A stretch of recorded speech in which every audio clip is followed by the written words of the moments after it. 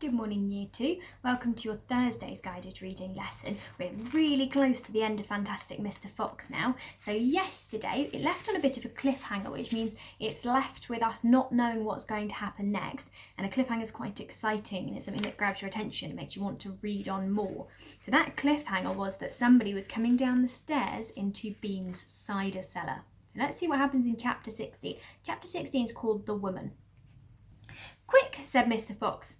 "Hide!" He and Badger and the smallest fox jumped onto a shelf and crouched behind a row of big cider jars. Peering around the jars, they saw a huge woman coming down into the cellar. At the foot of the steps, the woman paused, looking left and right.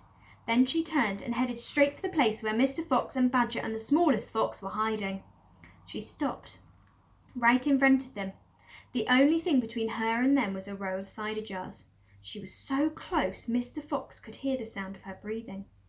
Peeping through the crack between two bottles, he noticed that she carried a big rolling pin in one hand. "How many will you want this time, Mrs. Bean?" the woman shouted, and from the top of the stairs, the other voice called back, "Bring up 2 or 3 jars." "You drank 4 yesterday, Mrs. Bean." "Yes, but he won't want that many today because he's not going to be up there for more than a few hours longer. He says the fox is bound to make a run for it this morning. It can't possibly stay down that hole another day without food." The woman in the cellar reached out and lifted a jar of cider from the shelf. The jar she took was next but one to the jar behind which Mr. Fox was crouching. "Oh, be glad when that rotten brute is killed and strung up on the front porch," she called out. "And by the way, Mr. Bean, your husband promised I could have the tail as a souvenir." "That tail's been shot to pieces," said the voice from upstairs. "Didn't you know that?" "You mean it's ruined?" "Of course it's ruined. They shot the tail but missed the fox." "Oh, heck," said the big woman. "I did so want that tail."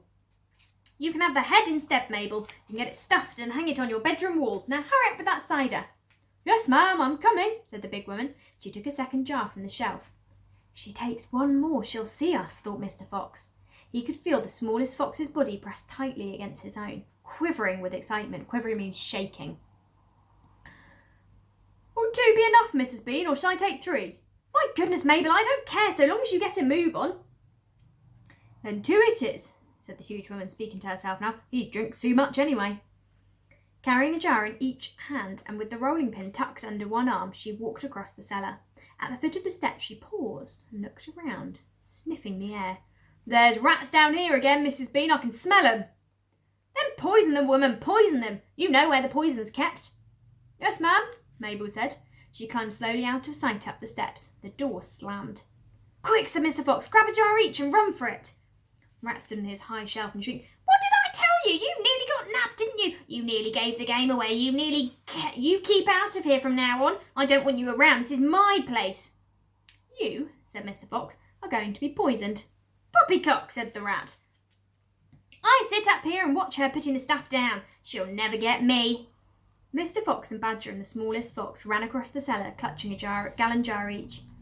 "Goodbye, Rat," they called out as they disappeared through the hole in the wall. "Thanks for the lovely cider."